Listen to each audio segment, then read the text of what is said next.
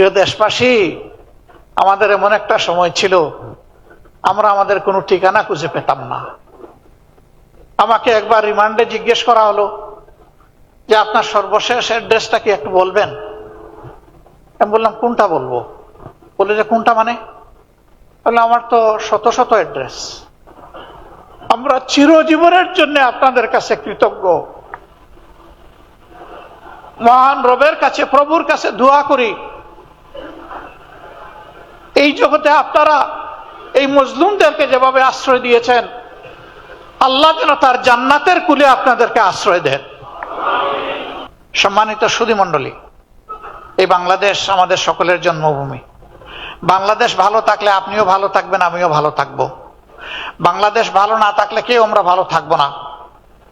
আমরা শৈশবে যে বাংলাদেশ পেয়েছি, তার আগের যে দেশটা আমরা পেয়েছি, তখনকার সামাজিক শান্তি শৃঙ্খলা এবং সৌন্দর্য যেটা ছিল, দুঃখজনক হলেও সত্য, বিশ্বের দেশগুলোর সভ্যতার সাথে তাল মিলিয়ে সামনে এগিয়ে যাচ্ছে, কিন্তু আমরা সেখান থেকে পিছিয়ে পড়েছি। বিবেকের কাছে যদি প্রশ্ন করি, আমার সন্তান, আমার নাতি নাতনি, আপনার সন্তান, আপনার নাতি নাতনিকে কোন পরিবেশে রেখে আমরা দুনিয়া থেকে বিদায় নেব, আমাদের কাছে কোনো জবাব নাই। অতএব আরেকবার আমাদেরকে যুবক হয়ে লড়তে হবে ইনশাআল্লাহ। যুবকরা সভ্যতার পাল তুলে এবং হাওয়া ঘুরিয়ে দেয়। এই দেশের যুবকরা প্রমাণ করেছে তারা পালও তুলেছে, হাওয়াও ঘুরিয়ে দিয়েছে। আমরা যুবকদেরকে আহ্বান জানাবো, কাজ তোমাদের শেষ হয়নি, জাস্ট বিগিনিং। তোমরা একটা স্বৈরাচার এই দেশ থেকে তাড়িয়েছ, কিন্তু স্বৈর মানসিকতা এই দেশ থেকে এখনো যায়নি। এটাকে নির্মূল না করা পর্যন্ত লড়াই অব্যাহত থাকবে ইনশাআল্লাহ। আর আমরাও তোমাদের সাথে থাকবো, পাশে থাকবো, পিছে নয়, একেবারে সাথে এবং পাশে। বাংলাদেশ দুইটা গোল যদি অন্তত অ্যাচিভ করতে পারে, তাহলে বাংলাদেশ বদলে যাবে ইনশাআল্লাহ। একটা হচ্ছে শিক্ষার ব্যাকবোনটা যদি ঠিক করে দেওয়া যায়, প্রাইমারি থেকে শুরু করে বিশ্ববিদ্যালয় শুরু করতে হবে। প্রাইমারি থেকে মূল ঠিক থাকলে গাছও ঠিক হবে, তার ডালপালাও ঠিক মতো গজাবে, পত্র পল্লবে ভরে উঠবে, ফুলও পাওয়া যাবে, ফলও ভোগ করা যাবে। কিন্তু মূলও যদি ঠিক না থাকে তাহলে কিছুই হবে না। এই জন্য আমাদের প্রাইমারি থেকেই আমাদের শুরু করতে হবে। আর আমরা শিক্ষার ক্ষেত্রে মাত্র ছোট্ট দুটি কথা বলছি। এই শিক্ষা হবে নৈতিকতা ভিত্তিক, আর এই শিক্ষা হবে প্রফেশনাল শিক্ষা। আমরা ওই সমস্ত বেকামা থিওরিটিক্যাল শিক্ষা এই দেশের জন্য আর একেবারেই চাচ্ছি না। ওইটাকে বিদায় করে দিতে হবে। সত্যিকারের শিক্ষা দেশে ফিরিয়ে আনতে হবে। 2 নম্বর হচ্ছে সোশ্যাল জাস্টিস।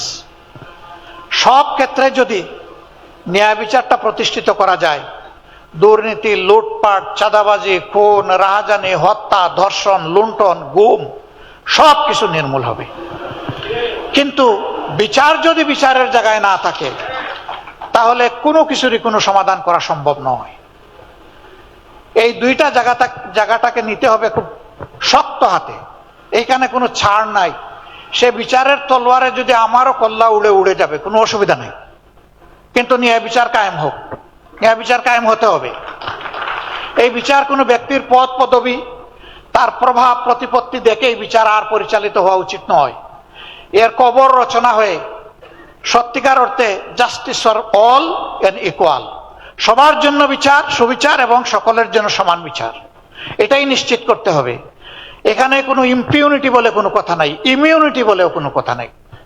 এখানে জাস্টিসকে জাস্টিসের জায়গায় নিয়ে যেতে হবে। আমরা বিশ্বাস করি রাষ্ট্রের এই দুইটা বিষয়ে যদি আমরা গুরুত্ব দিয়ে এখান থেকে শুরু করতে পারি, বাকি সকল বিষয় আমাদের অর্জন করা সম্ভব ইনশাআল্লাহ। এই যাত্রাপথে বাংলাদেশ জামাতে ইসলামী আপনাদের দোয়া ভালোবাসা পেয়েছে, সমর্থন পেয়েছে, এবং বিশেষ করে 36 জুলাইয়ের পর একটা মজলুম সংগঠনকে যেভাবে আপনারা কুলে তুলে নিয়েছেন, বুকে তুলে নিয়েছেন, হাত বাড়িয়ে দিয়েছেন, আমরা সিম্পলি আপনাদের কাছে চিরজীবনের জন্য ঋণী। প্রিয় দেশবাসী, আমাদের এমন একটা সময় ছিল আমরা আমাদের কোনো ঠিকানা খুঁজে পেতাম না।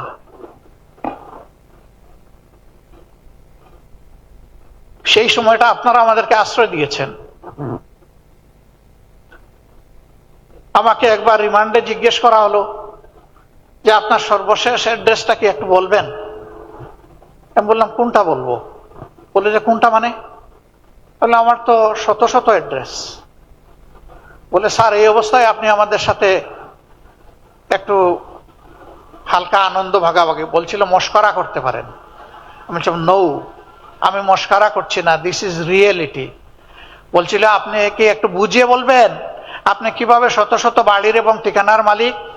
আমি বলেছিলাম যে এই যে আপনাদেরকে ডিউটি দেওয়া হয়েছে, আমাদের পিছনে লাগিয়ে দেওয়া হয়েছে, এই কারণে কোনো বাড়িতে 1 রাত 2 রাত 1 সপ্তাহ 2 সপ্তাহ 1 মাস এইরকম করেই আমাদের গত 15 বছর কেটেছে। এখন কোনটা বলবো? বলে যে আপনার আর প্রেজেন্ট অ্যাড্রেস আমাদের লাগবে না। That was reality. আমাদেরকে আশ্রয় দেওয়ার মানে ছিল নিশ্চিতভাবে জীবন, ইজ্জত এবং সম্পদের ঝুঁকি নেওয়া। আমাদেরকে ধরতে গিয়ে আশ্রয়দাতাকে ধরেছে, আমাদেরকে ছেড়ে দিয়েছে, কিন্তু ঝাল মিটিয়েছে আশ্রয়দাতার উপর। তুমি কেন এদেরকে আশ্রয় দিলে? That was the reality of Bangladesh.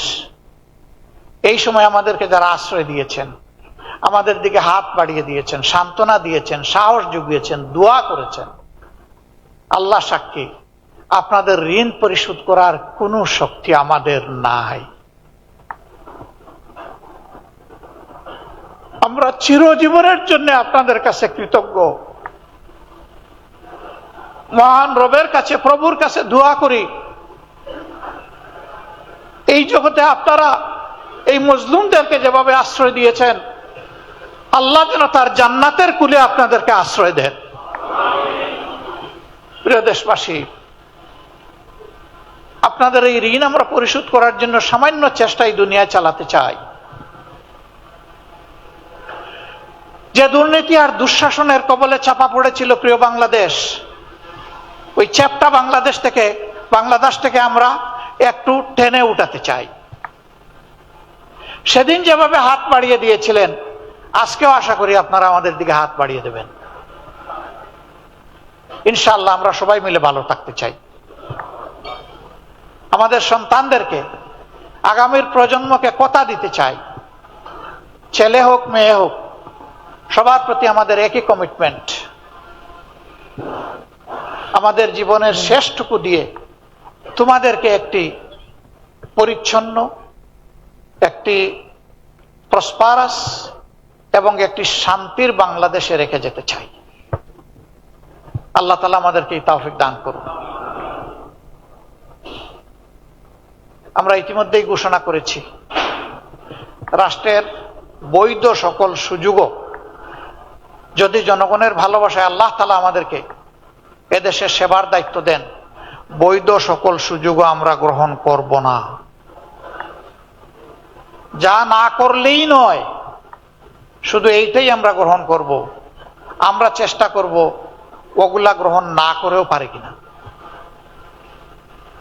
আমরা রাজনীতিকে পেশা হিসেবে গ্রহণ করি নাই, এই রাজনীতিকে আমরা কর্তব্য হিসেবে গ্রহণ করেছি। নেশা শব্দটা শুনতে খারাপ লাগে। নেশা মানে কোনো দিকে একেবারে সম্পূর্ণভাবে ঝুঁকে পড়া। ওই অর্থে যদি বলেন তাহলে রাজনীতি আমাদের পেশা নয়, রাজনীতি আমাদের ঝুঁকে পড়া। এবং আমরা দুনিয়ায় রাজনীতি করি না কোনো পদ পদবীর জন্য, সম্পদকে ফুলিয়ে ফাঁপিয়ে বড় করার জন্য। আমাদের রাজনীতি সার্থক হবে যদি জনগণের চোখের পানি থেমে গিয়ে টুকটের কোনায় সামান্য একটু হাসি ফুটে ওঠে। এটি হবে আমাদের রাজনীতি। আপনারা দোয়া করবেন। আবারও আপনাদের প্রতি কৃতজ্ঞতা জানিয়ে